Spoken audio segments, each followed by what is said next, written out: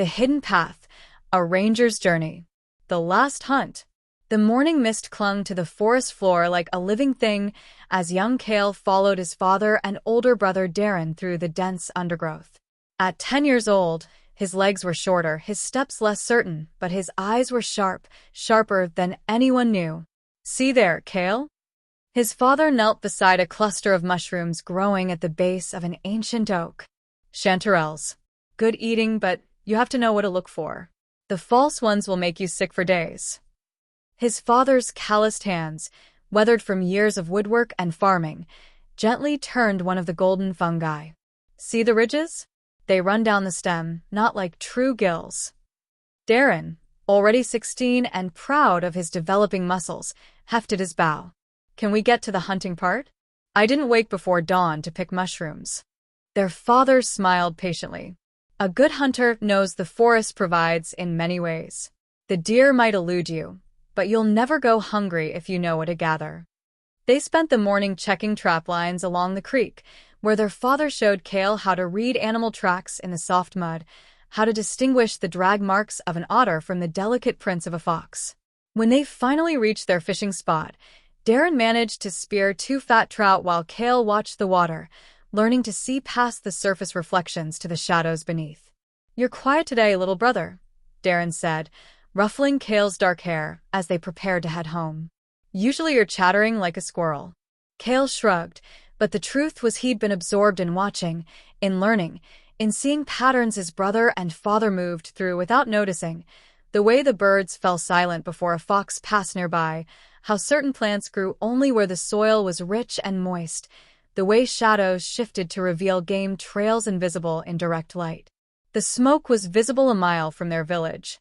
His father's face went pale, and they ran, abandoning their catch and their gear. But they were too late, much too late. Kael would never forget the sounds. The screaming had mostly stopped by the time they reached the village outskirts, replaced by the crackling of burning thatch and the guttural laughter of orcs. His father grabbed both boys and pulled them into a ditch beside the road, covering them with his body. "Don't move," he whispered, his voice shaking. "Don't make a sound." Through gaps in the brush, Kael watched his world end. The orcs were massive creatures, some nearly 7 feet tall, with gray-green skins stretched over powerful muscles. They wore crude armor of leather and iron, and their weapons dripped with blood. They moved through the village with brutal efficiency, dragging survivors into the central square. "Father, we have to help them," Darren whispered urgently. Their father's grip tightened. "There are too many. We can't." The decision was taken from them. A patrol of 3 orcs came trudging down the road, and their father made a choice Kael would spend years trying to understand. "Stay down," he commanded. "Stay alive." He stood up, drawing their attention, and ran in the away from where his sons lay hidden. Darren tried to follow, but Kael grabbed his brother's arm with surprising strength. For a moment they struggled, and then the orcs' crude arrows found their father. He fell without a sound. Darren's rage overcame his sense. He burst from cover, shouting, charging toward the orcs with nothing but a hunting knife. Kael reached for him, but grasped only air. The orcs laughed as they disarmed Darren, striking him with the flat of a blade, and he crumpled. One of them threw his unconscious brother over its shoulder, like a sack of grain. "Strong one," the orc grunted. "Good slave." Kael pressed himself deeper into the earth, his body finding contours in the ditch he hadn't known existed. Leaves and shadows seemed to embrace him, and without understanding how, he became part of the forest floor itself.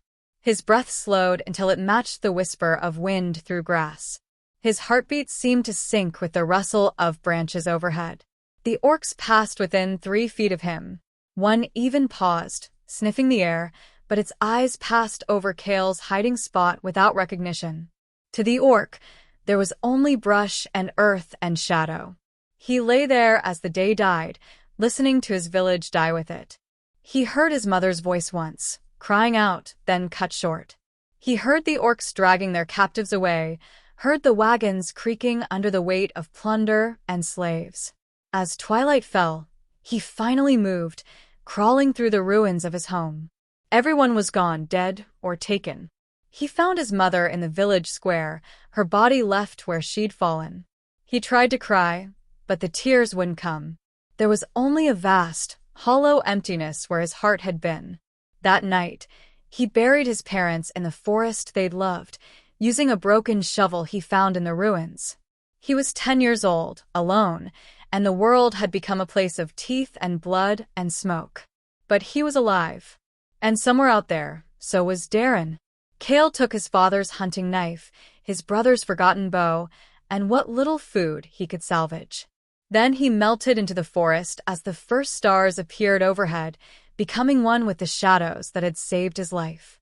He didn't know it yet, but the forest had claimed him, was already beginning to teach him lessons far beyond what his father had shown him that morning. Lessons written in survival and silence, in fear and focus. The boy who had spent a perfect morning learning to hunt and gather was gone.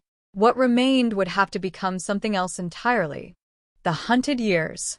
The first winter nearly killed him. Kael learned that knowing where to find mushrooms and how to read deer tracks was different from surviving alone in the deep woods with winter closing in. He found a hollow beneath an uprooted tree and lined it with pine boughs, but the cold still crept in at night, making his bones ache. He checked his father's trap lines, but they'd been sprung or destroyed. He tried to fish, but the streams froze. For weeks, he survived on pine nuts, frozen berries, and bark from certain trees his father had shown him. He grew thin, his ribs showing through his skin like barrel staves. But he didn't die. Something in him refused to die. By the time spring came, he'd learned to move through the forest like a ghost. Necessity had sharpened skills he'd only begun to develop. He could hear the approach of danger long before it arrived, the unnatural silence that preceded predators, the too heavy footfalls of orcs on patrol. The wolves came for him in late spring. He'd killed a rabbit with his brother's bow, a lucky shot really, as he was still learning, and was cleaning it by a stream when he heard the howl. Then another. Then a chorus that made his blood turn to ice water. They came from downwind, gray shapes flowing between the trees like smoke. 6 of them, led by a scarred alpha whose yellow eyes fixed on Kael with predatory intelligence. He ran. His father had told him never to run from wolves, but instinct overrode knowledge. He crashed through underbrush, the bow forgotten, clutching only his knife. The pack spread out behind him, their howls driving him like a hunted deer. But Kael wasn't a deer. He was something else, something that had spent a year learning every tree, every stream, every stone in these woods. As his conscious mind panicked, something deeper took over. His feet found paths he didn't know he'd memorized. He ducked beneath a fallen log, splashed through a creek, and scrambled up a rocky outcropping the wolves would have to circle. At the top, he found a crevice between 2 boulders, too narrow for the wolves but just wide enough for a half-starved boy. He wedged himself inside as the pack arrived, snarling and snapping at the opening. The alpha tried to dig him out, its claws scraping stone, its hot breath washing over him. Kael waited, knife ready, for what felt like an eternity. Kael waited until the pack finally lost interest and moved on to easier prey. He didn't leave his crevice until dawn. The orc patrols were worse than the wolves. They came through regularly, sometimes in pairs, sometimes in larger groups. They were looking for something, other survivors perhaps, or scouting for their next raid. Kael learned to smell them before he saw them, a rancid mixture of old meat and unwashed leather. Once, he'd been gathering herbs near a forest path when he heard their approach. There was no time to run, nowhere to hide except. He looked up. The oak tree's branches were thick, its leaves dense. Without thinking, he scrambled up, his body moving with an ease that surprised him. 20 feet up, he pressed himself along a wide limb, his earth-brown clothes blending with the bark. 4 orcs passed directly beneath him. One paused, looking around as if sensing something wrong, but its eyes never lifted. Orcs, Kael realized, rarely looked up. He stayed in that tree for an hour after they passed, and when he finally descended, his hands were steady. He'd discovered something important.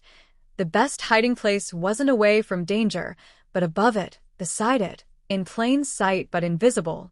In his second year alone, Kael began to notice signs of others in the forest. At first, it was just oddities. A tiny branch that wasn't broken the day before, but no game had been in the area. A stone slightly more indented in the ground than the day before. Marks on trees that might have indicated it was climbed not that long ago. The bark almost imperceptibly pressed in. But Kael could see it nonetheless. He started finding more. Footprints in soft earth that were too shallow, too careful to be orcs or humans. The prints were narrow and long, suggesting someone both lighter and taller than him. Occasionally, he'd find a campsite, days old, where the fire had been expertly concealed and the surroundings left almost undisturbed. Someone else was in these woods. Several someones, moving with a skill that matched or exceeded his own. Kael began tracking them, more out of curiosity than anything else. He was careful, staying downwind, moving only when birds and insects suggested the area was undisturbed. He found more signs, a cache of supplies hidden in a hollow tree, a shelter so well camouflaged he'd walked past it twice before recognizing it for what it was. But the strangest thing was that whoever these people were, they left trails that seemed almost deliberate, as if they wanted someone to follow, but only someone with the skill to read what they'd left behind. Kael would crouch in the underbrush, studying a bent sapling or a pattern of stones, and wonder, why can I see these signs when the orcs can't? What am I becoming out here? One evening, as he prepared his own camp in a sheltered dell, he found an arrow embedded in a tree, not shot there, but placed deliberately. It was unlike any arrow he'd seen, longer and thinner than human make, fletched with white feathers that seemed to glow in the fading light. Someone knew he was here. Someone was watching him. The realization should have terrified him, but instead, Kael felt something he hadn't experienced in 2 years. Hope. He wasn't alone. There were others in the forest, skilled and careful, and they'd left a sign for him to find. That night, he slept with one hand on his knife, but for the first time since the raid, he didn't dream of smoke and screaming. Instead, he dreamed of white arrows and footprints that seemed to dance between the trees, always just ahead, always leading deeper into the forest's green heart. By morning, his decision was made. He would find whoever had left that arrow. He would find them or die trying. The elves. It took Kael 6 days to find them, and even then, he wasn't certain he had. He followed the subtle signs. Stones slightly shifted from being lightly stepped on, a few broken twigs on the ground, the shadow of a print too big for a wolf or deer, a faint path that even the most trained eyes would not see, but was evident to Kael. His supplies dwindled to almost nothing, but he pressed on, driven by a certainty he couldn't explain. On the 7th day, he found their trail. It was in a clearing where morning mist pooled like water, and he saw them through the vapor, tall figures moving with impossible grace, their footfalls silent on the forest floor. They wore cloaks that seemed to shift color with their surroundings, now green, now brown, now the silver gray of birch bark. Elves. Kael had heard stories, of course. Everyone had. But stories didn't prepare you for the reality of them. The way they moved as if dancing rather than walking, the way their eyes caught the light like a cat's, the way they seemed less like people and more like the forest itself given form. He followed them. For 3 days, he shadowed their patrol, staying downwind, moving only when they moved, freezing when they stopped. He was careful, more careful than he'd ever been. These weren't orcs or wolves. These were hunters as skilled as he was becoming, maybe more so. But on the 4th day, he made a mistake. A crow, startled by his presence, burst from a tree with a raucous cry. The elves froze, and Kael pressed himself against the earth, barely breathing. The tallest elf, a male with hair the color of autumn leaves, turned his head slightly, nostrils flaring. 2 of the elves slowly walked away as if to go forage for some berries and mushrooms. Then, what seemed like out of nowhere, a voice broke the silence. "Found you," said in accented common, so close to Kael's ear that he flinched. He hadn't heard anyone approach. An elf stood behind him, bow drawn, arrow pointed at his chest. 2 more materialized from the forest itself, weapons ready. Kael slowly raised his hands, his father's knife falling to the ground. They bound him with cords that looked like vines, but were stronger than any ropes he'd ever used, and marched him through the forest for hours. Kael didn't resist. Part of him was terrified, but another part was oddly relieved. After 2 years alone, even capture seemed better than the endless solitude. They brought him to a camp so well hidden that Kael passed through what must have been its perimeter multiple times in his journey through the forest, never realizing it was there. Shelters hung in the trees, connected by rope bridges. Elves moved between them like birds, their movements fluid and purposeful. A spy, one of his captors said in Elvish. Kael had picked up a few words from traders who'd passed through his village. Young but skilled. The Orcs must have trained him. I'm not a spy, Kael said in common. I'm... A blow to his stomach silenced him. You speak when spoken to, human. They threw him into a small cage suspended between 2 trees. It swayed when he moved, making him nauseous. Below, elves gathered, their voices a musical murmur as they debated his fate. Kill him, one said. We cannot risk our location being revealed. He's a child, another protested. A human child. They grow into human adults, and humans cannot be trusted. Kael closed his eyes, wondering if he'd survived 2 years alone only to die now, caged like an animal. Let me see him. The voice was different, older, carrying weight. The crowd parted for an elf whose hair was silver white, his face lined with age, but his movements still precise. He wore leather armor that looked like bark, and his eyes were the gray-green of storm clouds. The old elf studied Kael for a long moment. How long have you been following us, boy? Almost a week, but I have seen your tracks for much longer, Kael admitted. No point in lying. And, before that? How long have you been in the Deepwood? 2 years. Since the Orcs came and burned my village, killed or captured everyone else. Murmurs rippled through the crowd. The old elf's expression didn't change. Alone? A human child, alone in the Deepwood for 2 years? Yes, sir. Impossible. One of the other elves scoffed. The Orcs patrol these woods constantly. The goblins hunt here. Not to mention the wolves, the bears. He has the marks, the old elf interrupted, still studying Kael. Look at him. Scars from brambles, scars from a careless fire healed over for more than a year, but also calluses on his feet from moving silently, dirt under his nails from digging shelters.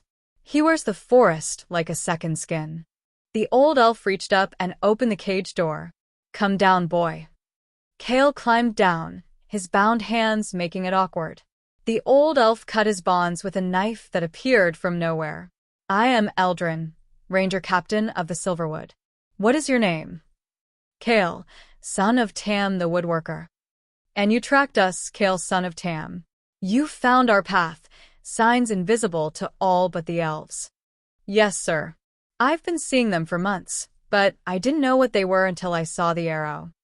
Eldrin's eyebrows rose. The arrow was a warning marker, meant to alert our scouts. You interpreted it as an invitation. Kael shrugged. I was alone. I thought. I hoped. For the first time, something like warmth entered Eldrin's expression. You hoped you'd found others like yourself. He turned to the assembled elves. This boy is no spy. He's a natural. I've seen it a handful of times in my 3 centuries, humans born with the ranger's gift. They learn our ways without being taught, move through the forest as we do. He placed a hand on Kael's shoulder. As I once did, before I knew what I was.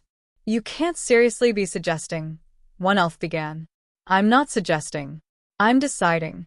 Eldrin's voice carried authority that silenced all objections. This boy stays. I will train him myself. The camp erupted in arguments, but Eldrin ignored them, leading Kael away to a shelter high in an ancient elm. Inside, it was surprisingly spacious, with a hammock, supplies, and weapons hung on the walls. Why? Kael asked. Why are you helping me? Eldrin pulled out dried meat and bread, offering it to Kael, who ate ravenously. Because I see in you what I once was, someone the forest has chosen. It's rare among elves, rarer still among humans. But the gift doesn't care about race. It cares about aptitude, about instinct, about the ability to become part of the wild itself. My parents are dead, Kael said between bites. The orcs killed them. They took my brother. Eldrin nodded slowly. You mentioned that. We heard of the raid on Millbrook. We patrol these woods for the orcs, but we do not get involved in the affairs of man. I am sorry about the loss of your parents. It was the first time anyone had said that to Kael. The tears he'd held back for 2 years suddenly threatened to break free, but he forced them down. Crying was a luxury he couldn't afford. I want to find my brother, Kael said. He's alive. I know he is. Perhaps, Eldrin said carefully. But first you need to survive. You need training. The skills you've developed are impressive, but they're rough, instinctive. I can teach you to refine them, to become more than just a survivor. You'll train me? To be like you. I'll train you to be like yourself, only better. Eldrin smiled, a rare expression that transformed his stern face. Rest tonight, Kael. Tomorrow, your real education begins. As Kael settled into the hammock, the first real bed he'd had in 2 years, he felt something unexpected. Not quite hope, not yet, but its distant cousin. Purpose. Somewhere in the darkness, the other elves murmured their disapproval. But in this shelter, with a full stomach and someone who seemed to understand him, Kael allowed himself something he hadn't permitted in 24 months. He allowed himself to believe in tomorrow. The proving. The other trainees hated him on sight. There were 6 of them, all young elves between their 50th and 80th years, the equivalent of teenagers, Eldrin explained. They'd been training together for decades, and the arrival of a 13-year-old human in their midst was an insult they felt keenly. This is Kael, Eldrin announced that first morning. He'll be training with you. A tall elf with silver hair, silver, looked Kael up and down with undisguised disdain. He's a child. A human child. He's tracked for 2 years in the Deepwood without being caught or killed, Eldrin replied. That puts him ahead of where you were at his age. The comparison only deepened their resentment. But the real problem wasn't the trainees, it was their chief instructor. Theron was a ranger master with 2 centuries of experience and a reputation for excellence. He was also known for his hatred of humans, a hatred born from some past trauma he never discussed. When he saw Kael in the training circle that first day, his lips pressed into a thin line. This is your protege, Eldrin? Theron's voice was cold. A human refugee? This is Kael, and yes, he's my student. He'll never keep up. He doesn't have our strength, our speed, our natural grace. This is a waste of resources. Then it's my waste to make, Eldrin said calmly. I request that you treat him as you would any trainee. Theron's smile was sharp as a knife. Of course. I treat all my students equally. It was a lie, and everyone knew it. From that first day, Theron made Kael's life miserable in ways subtle and overt. When the trainees ran the obstacle course through the trees, Theron set Kael's starting weight twice as heavy as the others. When they practiced with staves, Theron paired Kael with Silver, who had 6 inches and 40 pounds on him and no compunction about using his full strength. The archery training was the worst. Elves were natural archers, their steady hands and keen eyes giving them an almost supernatural accuracy. They'd been practicing since they could walk. Kael had learned from his brother's hand-me-down bow and 2 years of hunting rabbits. Draw, Theron commanded. Kael drew, his arms trembling with effort. The elven bow was stronger than what he was used to, the draw weight nearly too much for him. Loose. His arrow wobbled in flight and missed the target by 2 feet. Beside him, Silver's arrow punched dead center with a satisfying thunk. Again, Theron said, his voice flat. They repeated the exercise 50 times. Kael's arms burned, his shoulders screamed. His arrows gradually improved, but never matched the elves' natural accuracy. By the end, he could barely hold the bow steady. Pathetic, Theron said, loud enough for all to hear. An insult to the weapon. Kael said nothing, just retrieved his arrows, his face burning with shame. The sword work was even worse. Elves moved with a fluid grace that made combat look like dance. Kael was stronger than he looked from his years of survival, but he was blocky, earthbound. Where the elves flowed, he plotted. Where they spun and struck like water, he hacked and blocked like stone. "You fight like a farmer," Theron observed after Kael had been disarmed for the 5th time. "Perhaps you should return to farming." The other trainees laughed, though one, a female elf named Lyra with kind eyes, looked uncomfortable. But it was the knife work that broke something in Kael. They were practicing close combat techniques, and Theron personally demonstrated on Kael, moving with brutal efficiency. He never struck hard enough to seriously injure, but the message was clear: you don't belong here. When Kael finally landed a decent counterstrike, Theron's expression darkened. The next exchange, he hit Kael hard enough to knock him down, and in a flash, Theron had his own knife at Kael's throat. "In real combat, you'd be dead," Theron hissed. "Remember that, human. Your weakness endangers everyone around you." Eldrin appeared from the shadows of the training ground. "Enough, Theron. I'm merely teaching the boy reality. You're teaching him cruelty. There's a difference."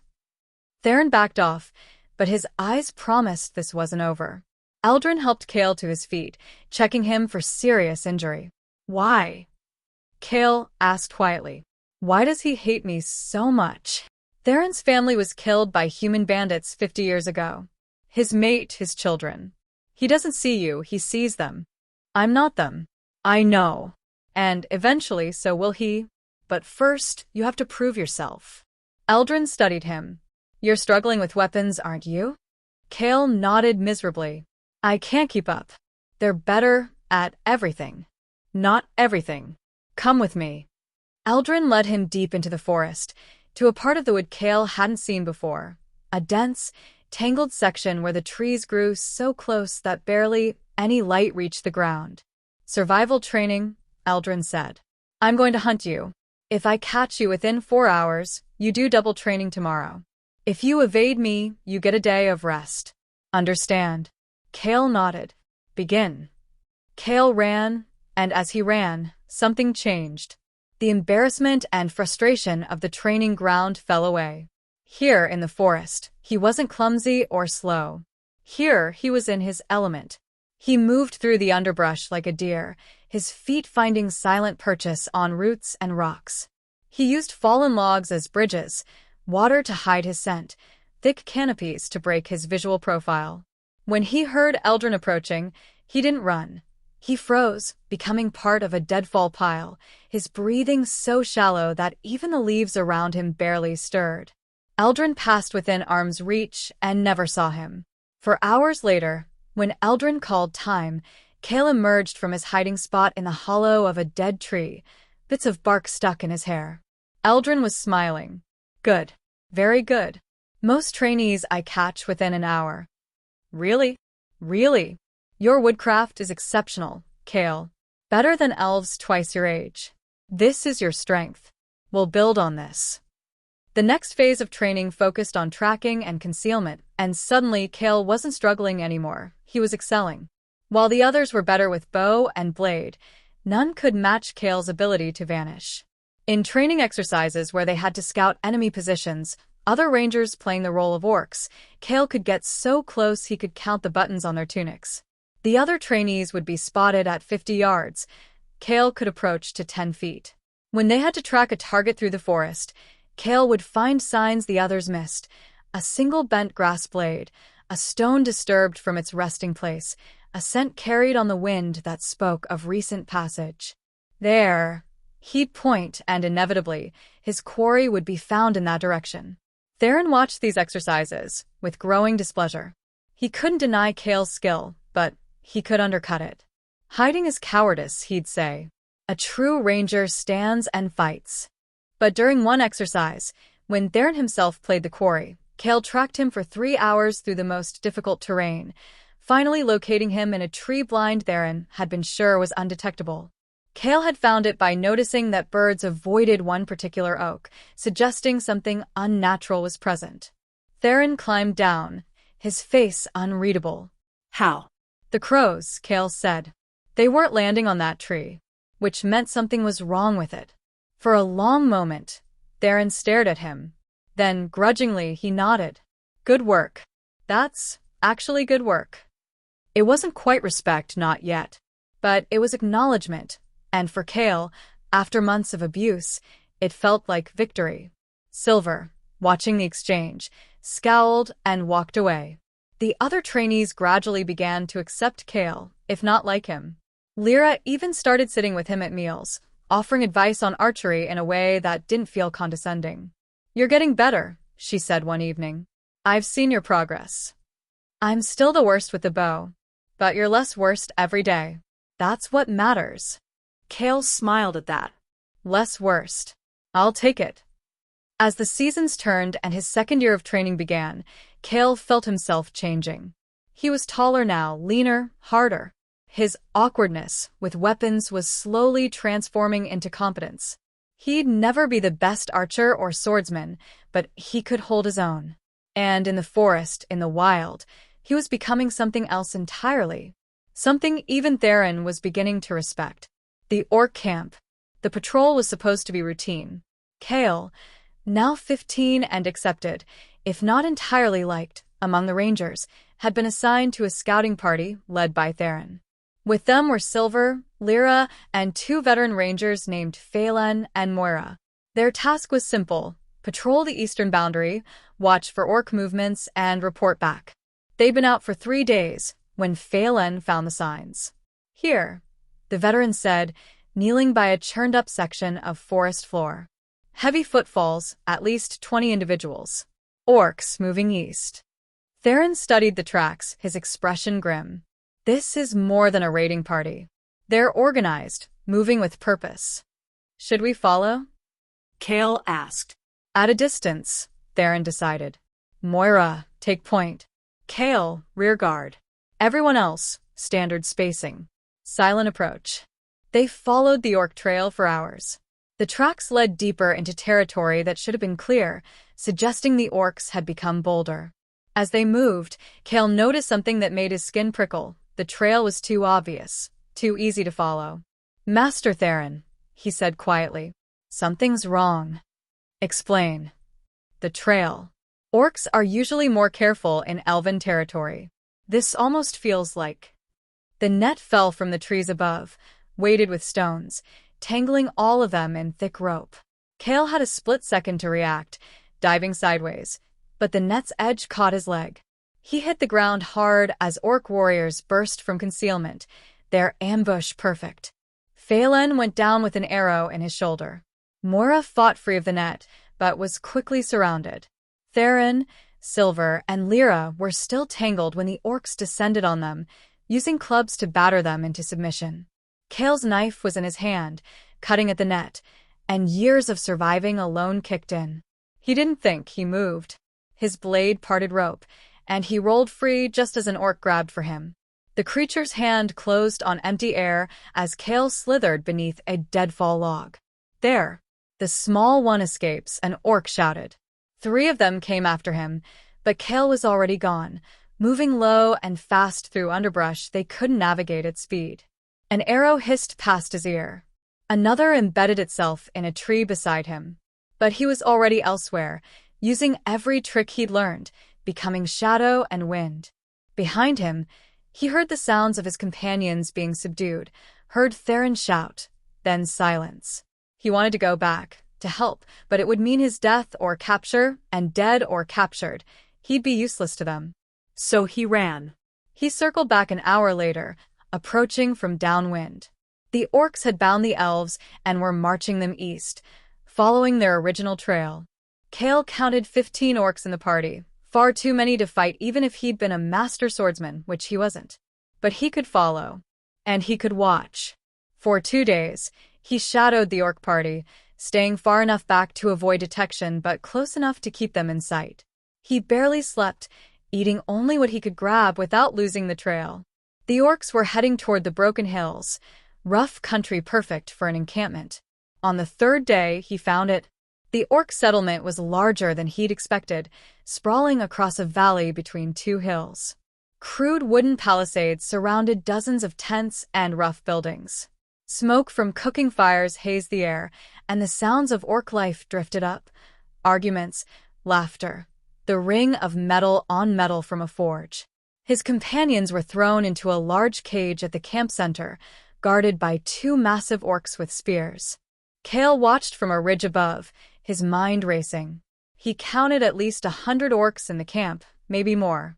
A direct assault would be suicide.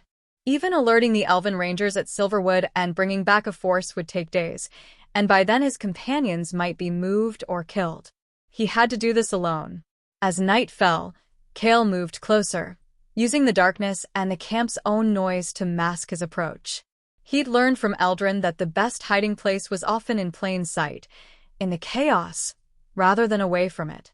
He waited until the camp settled into its evening routine. Orcs gathered around fires, drinking and arguing. Guards changed shifts with sloppy discipline.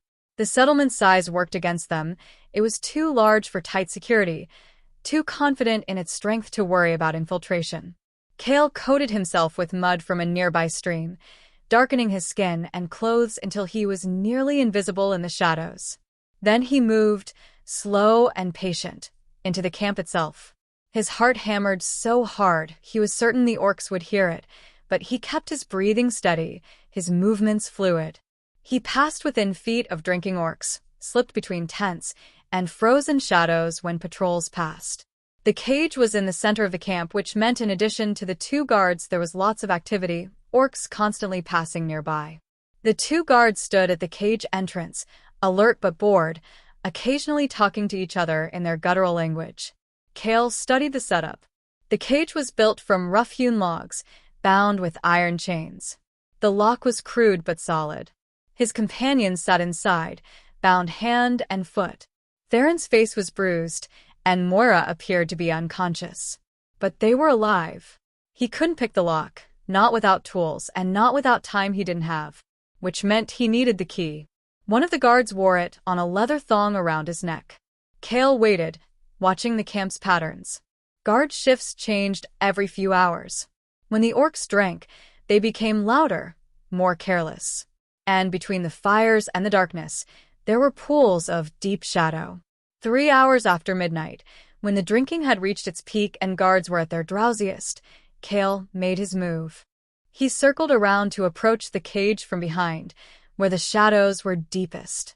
The nearest fire was 20 feet away, providing just enough light to see by, but not enough to illuminate him fully. He moved between the cage bars, his slim frame allowing what would have been impossible for an adult. Inside, he pressed himself against the far side, becoming part of the wooden structure.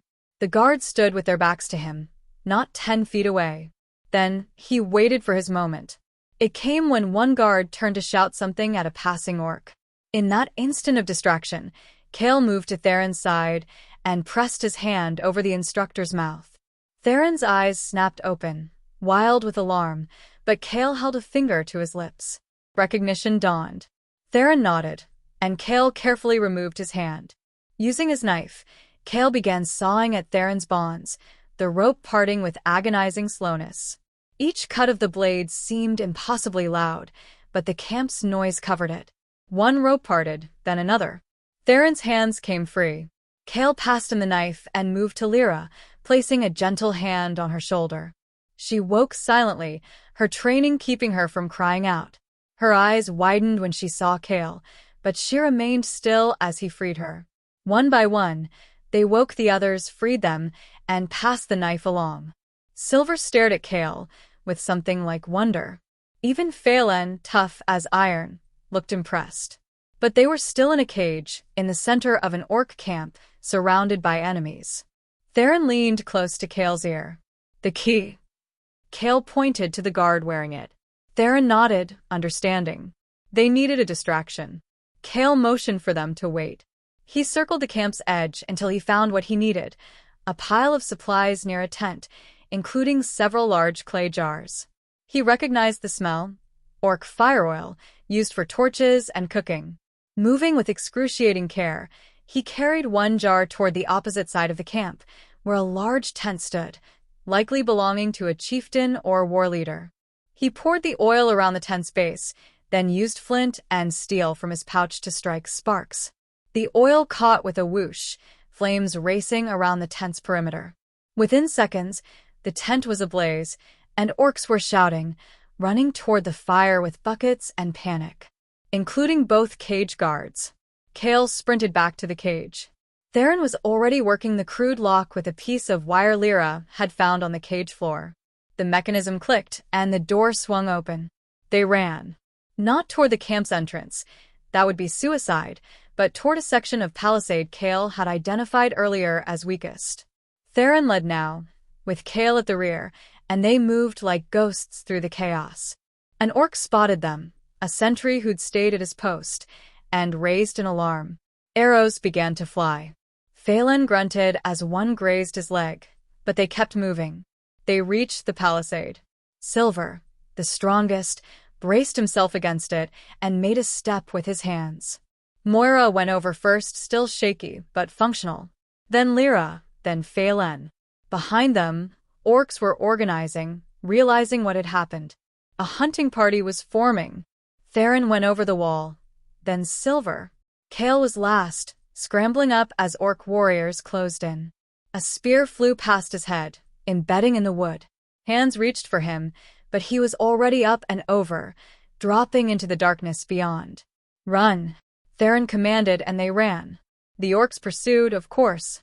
Kael heard their war cries, the baying of their hunting hounds. But now the elves were in their element. The forest, the darkness, the wild terrain they knew like their own heartbeats. They split up, each heading in a different direction to confuse the pursuit. Kael went south, using every trick he knew, running through streams, climbing trees, and moving through the canopy, doubling back on his own trail. After an hour, he'd lost the pursuit. After 2 hours, he reached the rendezvous point there and had told everyone before they'd separated, a distinctive lightning-struck oak they'd passed on their original patrol. One by one, the others arrived. Phelan limped in, supported by Moira. Lyra appeared like a ghost, then Silver. Finally, Theron emerged from the shadows. They looked at each other, bloodied and exhausted, and then, impossibly, Theron smiled. "Well executed," he said, looking at Kael. "The distraction, the timing, the escape route. You saved us." Silver stepped forward and clasped Kael's shoulder. "I was wrong about you. You're a ranger, human or not." Even that small acknowledgement from Silver felt like a victory. But it was Theron's next words that truly changed everything. "You led this rescue, and you led it well. On the way back to Silverwood, I'm following your lead. You've earned it." Kael blinked. "Master Theron, I'm not." "You're not what? Skilled enough? You just infiltrated an orc encampment, freed 6 prisoners, and let us out alive. You think I could have done better?" Theron's scarred face was serious. "I've misjudged you, Kael. I let old hatred blind me to what you are, what you've become. You're one of the finest scouts I've seen, and that's not easy for me to admit." For a moment, Kael couldn't speak. Then he nodded. "Thank you, Master Theron." Just Theron now. Among rangers of equal skill, we don't stand on ceremony. They began the journey back, moving carefully through the pre-dawn darkness.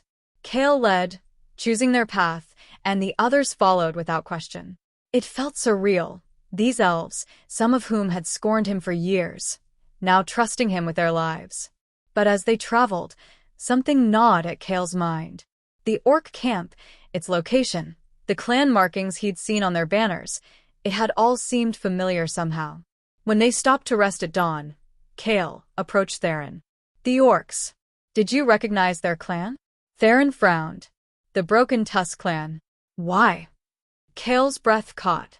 "That's the clan that raided my village 5 years ago." Theron's expression shifted to understanding. "Ah. "And you're thinking about your brother. He could be there. If they kept slaves, if he survived." Kael." Theron's voice was gentle now, a tone Kael had never heard from him before. "The chance that your brother is still alive after 5 years." "I know, but I have to know for certain." They were interrupted by a commotion ahead. Lyra had been scouting and returned at a run. "Orc patrol, heading this way. 20 strong." "We can't fight them," Not in our condition, Theron said. He looked at Kael. How do we avoid them? Kael studied the terrain, the morning light filtering through trees, the sounds of the approaching orcs. His mind raced through options. There, he pointed to a ravine cutting through the hillside. We go down, stay in the water. They'll follow the ridge path, easier travel. We'll be below them, and the water will hide our scent from their hounds. It'll slow us down, Phelan noted. Better slow than dead, Theron said. We follow Kael's plan. They descended into the ravine, wading through cold water that came up to their knees. Above, they heard the orc patrol pass, their heavy footfalls and harsh voices echoing off the rocks. The orcs never looked down. When they finally reached Silverwood 3 days later, they were greeted as heroes. Eldrin embraced Kael, then held him at arm's length to study him. You've grown, the old ranger said. And not just in height. They were going to die, Kael said simply. And you saved them. Theron told me everything via message arrow. I'm proud of you. But Kael's mind was elsewhere, fixed on the Broken Tusk clan and the terrible hope that his brother might still be alive. That night, he approached Eldrin in his shelter. I need to go back. To the orc settlement. Eldrin sighed. You think your brother is there? Theron said it's the Broken Tusk clan. The same clan that took him. I have to know. And if he's there, you'll do what? Walk into their camp and ask them to release him. I'll figure something out. Kael. Eldrin's voice was firm. I understand your need, but this is not a decision you make alone. An assault on an orc settlement requires planning, requires a force. Then help me raise one. Please, Eldrin. He's my brother. He's all I have left. Kael's voice cracked on those last words, and something in Eldrin's expression softened. Let me think on it. And let me speak with the council. If your brother is there, we'll find a way. But we do this right, or we don't do it at all. It wasn't the answer Kael wanted, but it was better than no. And as he lay in his hammock that night, staring up through the canopy at the stars, he allowed himself something he hadn't felt in 5 years. Hope. Part 6. The Return. The council met for 3 days, and Kael wasn't allowed to attend. He paced the platforms of Silverwood like a caged animal, driving Lyra to distraction as she tried to help him train, to distract him with anything. But his mind was miles away, in an orc settlement, wondering if Darren was truly there. You're going to wear a groove in the wood, Lyra finally said, exasperated. Sit down before you drive me insane. I can't just wait. Every day that passes is a day spent preparing instead of rushing in stupidly. She sat beside him. I know you want to save him, Kael, but getting yourself killed won't help your brother. What if they say no? What if the council decides it's too risky? Then you convince them otherwise. You're good at that, being stubborn. Despite everything, Kael smiled. Is that a compliment? Take it however you want. On the 4th day, Eldrin summoned him to the council grove, a circular clearing where the eldest rangers gathered beneath an ancient oak. Theron was there, along with Silver's father, and a dozen other elves Kael recognized as leaders. Kael, the eldest, a she-elf named Arundel with hair like moonlight, spoke. We've discussed your request. The Broken Tusk clan is a threat to these woods, and their camp's location makes them a danger to our territory. However, mounting an assault is costly and dangerous. Kael's heart sank. They were going to refuse. Which is why, Arundel continued, we've decided on a compromise. We will send a small scouting force to verify your brother's presence and assess the camp's defenses. If he is there, and if an extraction is feasible, we will plan accordingly. But this is a scouting mission only. No heroics, no rescue attempts. Do you understand? It wasn't what Kael wanted, but it was more than he'd dare hope for. Yes, Elder. I understand. Good. Theron will lead the mission. You will accompany him, along with 4 others of your choosing. Kael chose carefully. Lyra for her skill with the bow and her steady nerve. Silver because his strength might be needed, and because he'd grown to trust Kael. Phelan, despite his injured leg, for his experience. And Moira, who could move through enemy territory like smoke. They spent 2 days preparing, gathering supplies, studying the rough maps Kael had drawn of the Orc settlement from memory. Theron drilled them on the mission parameters repeatedly. "We observe only," he emphasized. "If the boy is there, we mark his location, count the guards, and plan a proper rescue with adequate force. If anyone decides to play hero and jeopardizes this mission, I will personally ensure they regret it. Clear?" Everyone nodded, though Kael noticed Theron looking specifically at him. The journey to the Broken Hills took 3 days of careful travel. They moved slowly, avoiding Orc patrols and covering their trail. As they drew closer, Kael felt his anxiety transform into something colder, harder. He'd spent 5 years preparing for this moment without knowing it. They reached the ridge overlooking the Orc settlement at dusk on the third day. The camp had grown since Kael's last visit, more tents, more Orcs, suggesting this was more than a temporary war camp. This was becoming a permanent settlement. "There," Moira whispered, pointing. "The slave pens. 3 structures, eastern side." Through gaps in the palisade, Kael could see crude wooden buildings with barred windows. Even from this distance, he could hear the sounds, moaning, crying, the crack of a whip. His hands clenched into fists. "We need a closer look," Theron said. "After dark, Kael and I will infiltrate. The rest of you maintain watch and provide early warning if patrols approach." Standard signals. As night fell, Kael and Theron darkened their faces with mud and began their descent. The Orc guards were more alert now. The previous escape had made them cautious. But Kael and Theron were patient, moving only when wind rustled leaves, freezing when guards turned their way. It took an hour to reach the palisade. Another 30 minutes to find a section loose enough to squeeze through. Inside, they pressed against the rough wood, barely breathing as an Orc patrol passed. The slave pens were larger up close, each housing perhaps 20 captives. Through the barred windows, Kael could see the prisoners, mostly humans, some dwarves, even a few Orcs from rival clans. They were thin, filthy, and hopeless. He moved along the first building, studying faces. Not there. The second building yielded the same result. At the third and largest pen, Kael peered through the bars, his heart hammering. And there, in the far corner, barely visible in the dim light of a single torch, Darren. His brother was alive, but barely. Where once had been a strong young man was now a skeletal figure, his face gaunt, his body covered in scars and old bruises. He sat with his back against the wall, eyes closed, looking like he'd given up on everything. Kael's vision blurred with tears.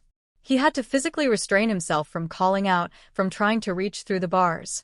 Theron's hand on his shoulder was the only thing that kept him grounded. They withdrew as carefully as they'd entered, not speaking until they'd rejoined the others on the ridge. "He's there," Kael said, his voice thick. "Third pen, northwest corner. He's alive." Theron nodded grimly. "I saw him. I also saw the guards, 15 patrolling just that section. The pens are in the most defended part of the camp. This won't be easy." "But possible?" Kael asked desperately. "Let me think." Theron studied the camp, his tactical mind working. "We'd need a major distraction, something to pull most of the warriors away from that section. And we'd need more fighters. 5 of us isn't enough to secure an escape route while extracting prisoners." "How many would you need?" 20, maybe 30 to be safe." "Then let's get them," Silver said. "We know where he is now. We can plan this properly."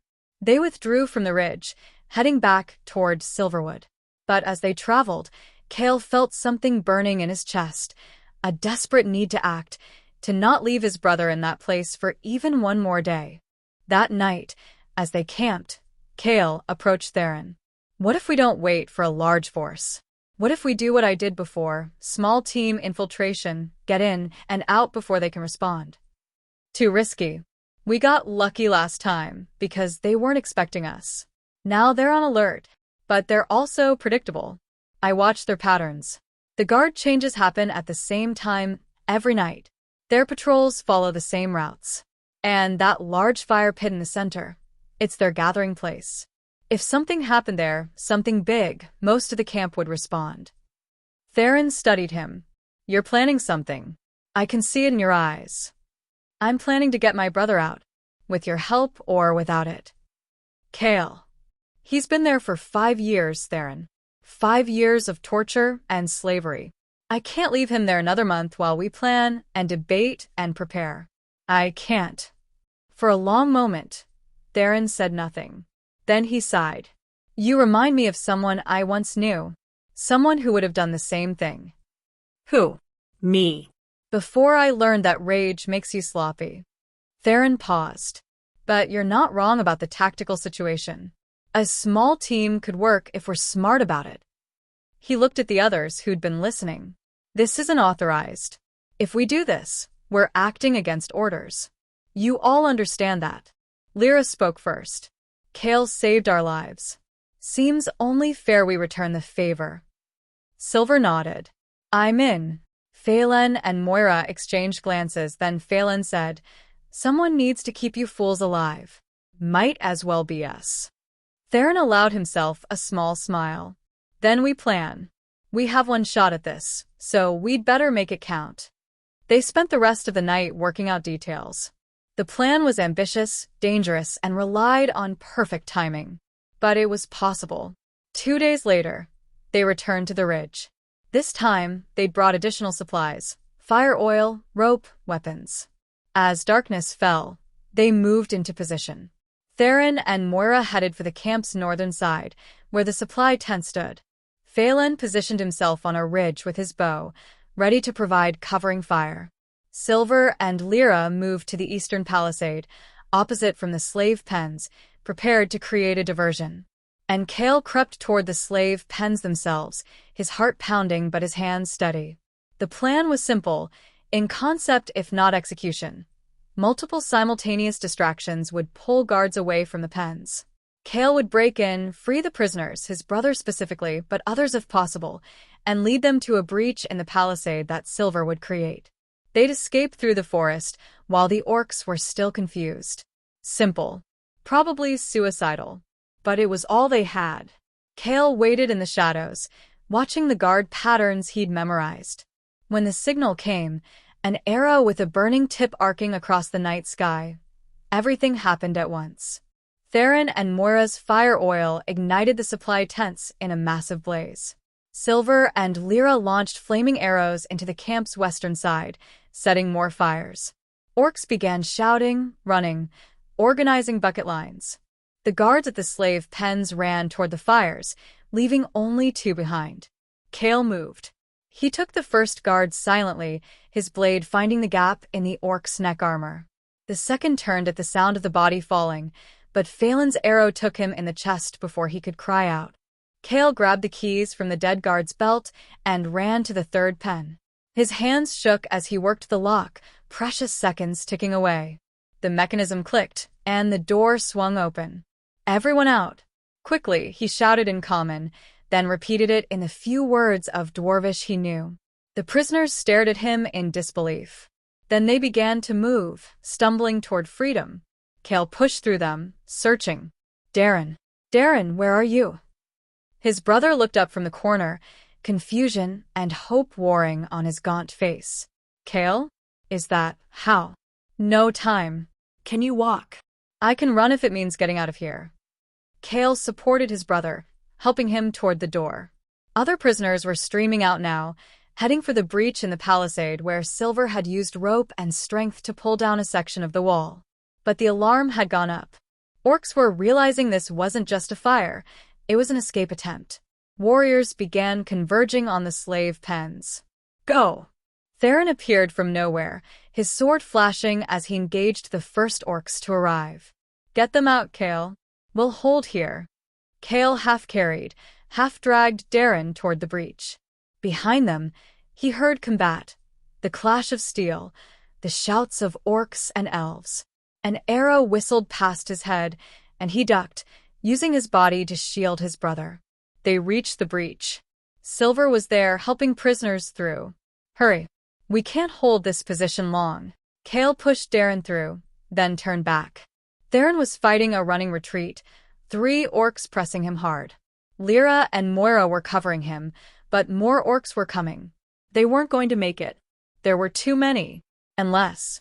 Kael spotted the watchtower near the pens, its wooden structure dry and old. An idea formed, desperate and dangerous. Lyra, the tower. Fire arrow now. She understood instantly, her arrow igniting from a nearby torch. The shot was perfect, the burning shaft embedding in the tower's base where old hay was stored. Flames raced up the structure, and within seconds, the tower was ablaze. It began to topple, falling toward the orc warriors pressing Theron. They scattered as the burning timber crashed down, blocking their path and buying precious seconds. "Move!" Kael shouted, and they ran. They poured through the breach. Theron, Lyra, Moira, Phelan climbing down from his perch, and Kael. Behind them, orcs were organizing pursuit, but the fires and chaos had bought them crucial time. In the forest, they ran. The freed prisoners were slow, weak from captivity, but terror gave them speed. Kael stayed with his brother, supporting him when he stumbled, urging him forward when he flagged. They ran until dawn, the sounds of pursuit finally fading. When Theron finally called a halt, they collapsed in exhaustion. Kael sat beside his brother, seeing him clearly for the first time in 5 years. Darren was 21 now, but he looked 40, aged by suffering Kael couldn't imagine. "You're alive," Darren whispered. "I thought when they took me and you weren't there, I thought you were dead." "I hid, like father taught me." Kael felt tears on his face now, unable to stop them. "I'm sorry. I'm so sorry I couldn't save you then. But you saved me now." Darren gripped Kael's hand with surprising strength. "You came back for me. My little brother came back." They held each other then, two survivors of a tragedy that had shattered their world, reunited against impossible odds. Theron approached, his expression unreadable. "We need to keep moving. The orcs will follow, and we have wounded and weak. It'll be slow going." "I know," Kael said. "Thank you. For everything." "Don't thank me yet. We still have to get everyone to Silverwood alive." Theron paused. "And then we'll have to explain to the council why we ignore their orders."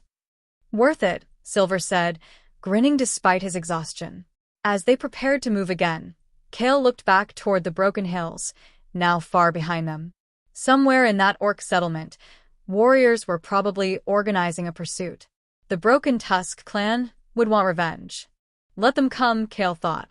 He had his brother back. He had friends who'd risked everything for him. And he'd proven to himself that he was more than just a survivor. He was a ranger, capable of impossible things. But as Darren leaned on him, barely able to walk, Kael also understood something else. This wasn't an ending. It was another beginning. They still had to reach Silverwood, had to face the council's judgment, had to help the other freed prisoners, 17 souls who now depended on them. And somewhere out there, the Broken Tusk clan was planning their response. The story wasn't over. As the group began their slow march through the forest, Kael cast one last look at his brother's face, gaunt but alive, broken but healing, and allowed himself a moment of fierce satisfaction. It had been 5 years since that fateful day when the orcs attacked his village. 2 years learning to hide. 3 more years learning to fight. Now finally he understood what all that training had been for. Not just to survive. Not just to fight. But to save the people who mattered most. Whatever came next, pursuit, judgment, war, Kael would face it. Because he wasn't alone anymore. And neither was Darren. The forest closed around them as they disappeared into the green shadows, 6 rangers and 17 freed captives, heading home with a story that would be told for generations. A story of a boy who lost everything, learned to become invisible, and then stepped into the light when it mattered most. The hidden path had led him here, to this moment. Where it would lead him next, only time would tell.